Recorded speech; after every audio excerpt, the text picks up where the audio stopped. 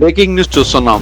ఆదోనిలో BJP MLA అనుచరుల హల్చల్. కర్ణాటక నుండి తెలంగాణ వెళ్తున్న డస్ట్ తరలింపు లారీని అడ్డుకున్న బీజేపీ ఎమ్మెల్యే అనుచరులు నాగరాజు గౌడ్, సాయి.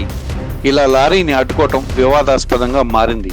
కర్నూలు జిల్లా ఆదోనిలో బీజేపీ ఎమ్మెల్యే పార్థసారథి అనుచరులు హల్చల్ చేశారు. లారీ డ్రైవర్ దగ్గర సెల్ ఫోన్ లాక్కొని ఎమ్మెల్యేతో మాట్లాడే వరకు లారీ తిరిగి ఇచ్చేది లేదని హెచ్చరించారు. అన్ని అనుమతులు ఉన్నా బలవంతంగా లారీని పోలీస్ స్టేషన్కు తరలించడంపై లారీ డ్రైవర్ ఆవేదన వ్యక్తం చేశాడు. అది మిమ్మల్ని కలుసుమని చెప్తూ కదనా? నాకెవరు ఫోన్ చేయలేదు. ఎవరండి? అదన ఎమ్మెల్యే పిఏ.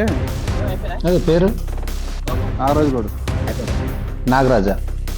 నాగరాజు గౌడ్ నీకు 2 నెలల కింద ఫోన్ చేసినాను. నీవే చేశారా? వేరే వాళ్ళు ఎవరు? నేనే చేసినాను.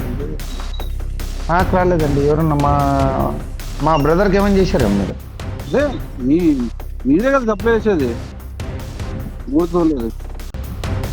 అది తోలేది నేనేనండి. ఇంకా వేరే వాళ్ళు కూడా తోలుతున్నారు దీంట్లో. నువ్వు ఆదంలోనే ఉంటావు కదా? నువ్వు ఆదంలో ఉంటావు కదా? మీరు ఆదంలోనే ఉంటారు కదా? అవునండి, అవును. నీకే ఫోన్ చేసినాను. చెప్పండి. సరే మాట్లాడుకోండి. వచ్చే వరకు లారీ పక్కన స్టేషన్.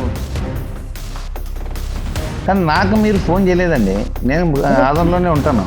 సరే ఇప్పుడు వచ్చి మాట్లాడండి. బండి ఇప్పుడు ఎట్లా వస్తారండి? సరే వచ్చినప్పుడు రాజుగౌడు, సాయి వీళ్ళిద్దరూ వచ్చి బండి ఆపు, సైడ్ పెట్టి మీ ఓనర్కి ఫోన్ చేయని చెప్తున్నారు.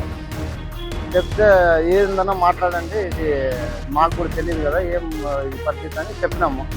వాళ్ళు ఇంట్లో పోలీస్ స్టేషన్కి తిప్పుకోరా అని బండి వాపస్ తిప్పుకొని వచ్చినాము. పోలీస్ స్టేషన్లో పెట్టినారు. పెట్టి వాళ్ళు నువ్వు బండి కాడ ఉండని చెప్పినారు. నా బండి కాడే ఉన్నాను. వాళ్ళు వీళ్ళు సార్ నాగరాజు గౌడు, సాయి బీజేపీ కార్యకర్తలు.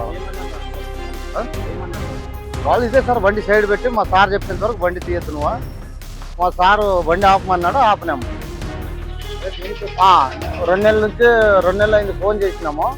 ఫోన్ చేస్తే మీ ఓనర్ వచ్చి సార్ దగ్గర మాట్లాడలేదు, అందుకోసమే బండి ఆపుతున్నాము, పోలీస్ స్టేషన్లో పెడతాము, మీరు పొద్దున మాట్లాడుకొని తీసుకోపోండి అని చెప్పి స్టేషన్ కాడ పెట్టినారు బండి తెచ్చి. ఆర్టీఓ సార్ వచ్చినాడు పొద్దున, చూసినాడు, కరెక్ట్గా కరెక్ట్గా ఉందని చెప్పేసినాడు. కాటా చేసినాము. ఇదేం లేదు, కరెక్ట్గా ఉంది టన్నేజ్ అంతా అని చెప్పినాడు. చెప్పి ఆయన వెళ్ళిపోయినాడు. నా పేరు లంకన్న, పి లంకన్న.